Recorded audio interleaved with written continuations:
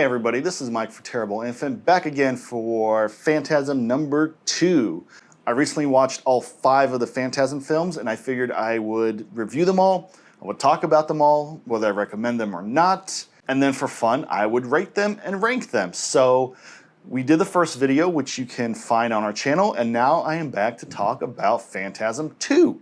So Phantasm 2 is once again directed by Don Coscarelli, or Coscarelli, whatever, I'm butchering his name, I'm sure. It once again stars Reggie Bannister, Angus Scrimm as the tall man, but here's where they did a little bit of a switcheroo. So A. Michael Baldwin is not in this film. They show some archive footage of him from the first film as a youngster, but they replaced the adult version of him with James LeGros, however you pronounce his name, and this film came out in 1988, and there is, I believe, supposed to basically be an 8-year time gap, right?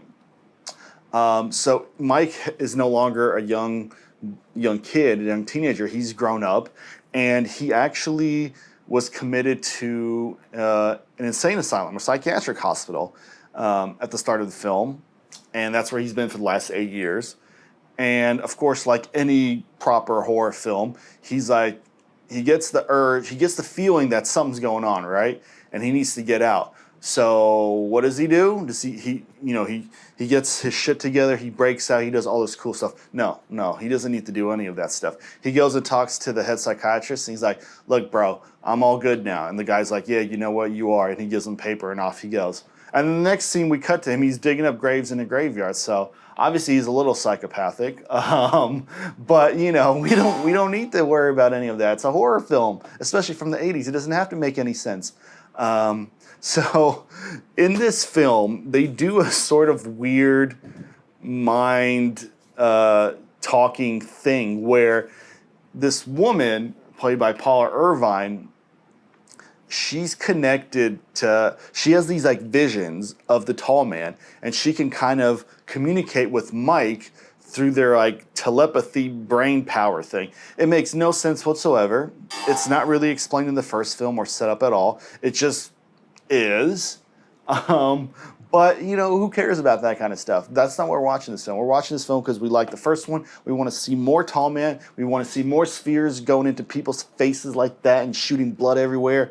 And we want to see some cool shit, right? And that's kind of what we get in the second one. The second one, bigger budget, obviously. Bigger budget, more action-based. In this one, the tall man basically is moving on to other towns and doing the same kind of stuff that he did in Morningside, the first town, where he starts digging up graves and bodies, he starts turning them into his dwarfs, he starts killing people, and he basically takes over the town. And he goes from small town to small town to small town. In this one, when Mike comes back, he's immediately met by Reggie, who happens to realize that he's going to be in the graveyard. No phone call, no nothing. It's been 8 years, but he knows he's going to be in the graveyard that night. But whatever. Anyway, he invites him home. He's like, "Come on, Mike. Let's move on. Let's not deal with this anymore. Come home with me." They start driving home, and Mike has this vision. He's like, he sees a fire and an explosion, and boom, Reggie's house explodes with his wife and kid in it, and his sister, which they thought to mention as well, just to up the body count. Now, I'm not really a big fan of killing off a family and a bunch of people just for a plot device to give a character a reason to go do something, especially in this one, because it meant absolutely nothing. We've never met any of Reggie's family. We've never even heard anyone talk about them until a sentence or two before they get blown up. Reggie really doesn't mourn them. We see him at a funeral looking a little sad, and then he's like, let's go get the tall man. Honestly, they could have just cut that out. The tall man's done enough harm to the town to warrant these guys going after him. They didn't need to include that, so I don't really know why they did. It was a little silly. Maybe it's to get an explosion into the film. I don't know, to show off the bigger budget.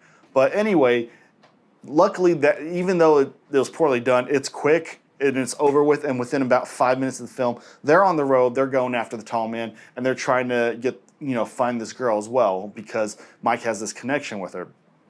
and it's a lot more action based. Like I said, they go to this hardware store and Reggie gets these two shotguns and combines them, and then like saws them off so they like come together at a point. So it shoots four shotgun shells. Completely impractical weapon because you shoot it once and then you have four shotguns to reload. Not to mention the fact that somehow the triggers pull together and it doesn't explode, and they're shooting them next to each other, and you would go deaf immediately from having four shotgun shells being shot. Whatever, it looks cool. He shoots a bunch of dwarfs within. They have this yellow blood go oozing out. This priest, who's kind of working for the tall man, but has this battle of conscience with him, he ends up becoming a victim of the balls.